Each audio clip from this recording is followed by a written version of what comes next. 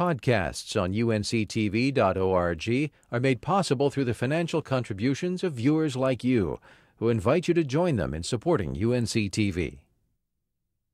History books tell us that Abraham Lincoln was born in Kentucky, right? Well, not so fast. There are some folks in the town of Bostic that beg to differ. Jeff Klein recently traveled to the small town in Rutherford County and came back with a big story. Read most any history book and it will tell you that Abe Lincoln was born not in North Carolina, but in Kentucky. So why would Keith Price believe otherwise? Your textbooks may not mention Lincoln having been born in Bostic on Puzzle Creek. They might even say he was born in Kentucky. It may take time for them to correct that. At a former railroad depot, now a museum, the answer awaits. You can come to the Bostic Lincoln Center, which opened in 2008, to learn about the legend that Lincoln was born a North Carolinian. This is one of the most hidden stories of history.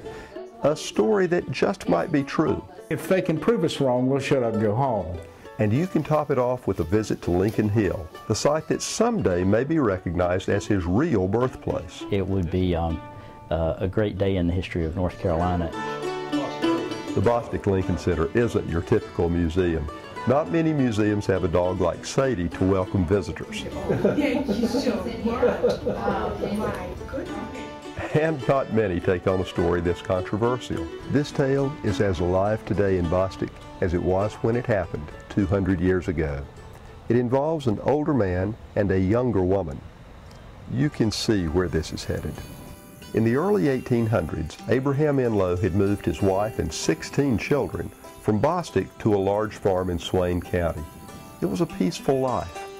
But when their household servant, a young orphan girl named Nancy Hanks, became pregnant, the tranquility ended.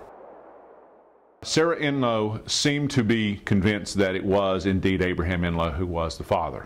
And her presence was no longer welcomed by Mrs. Enlow. His wife says, you got to get this girl out of here. And that required her being sent back to another property that Abraham Enlow owned. Near Puzzle Creek in Bostic, little remains today of the house where Nancy was banished.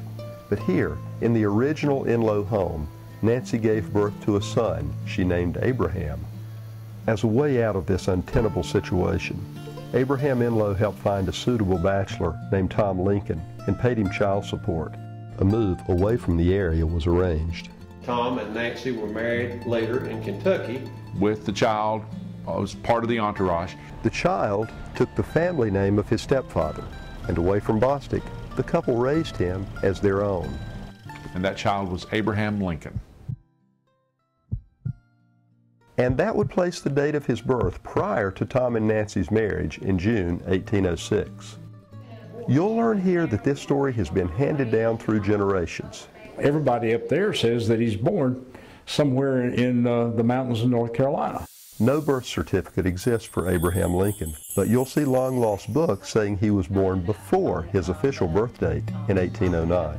As Lydia Klontz explains. So these are hard to find and they're rather valuable and they're rare.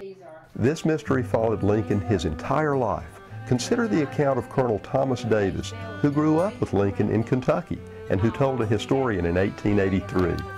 It was generally understood, without question, in that neighborhood, that Lincoln, the man that married the president's mother, was not the father of the president, but that his real name was Enlow.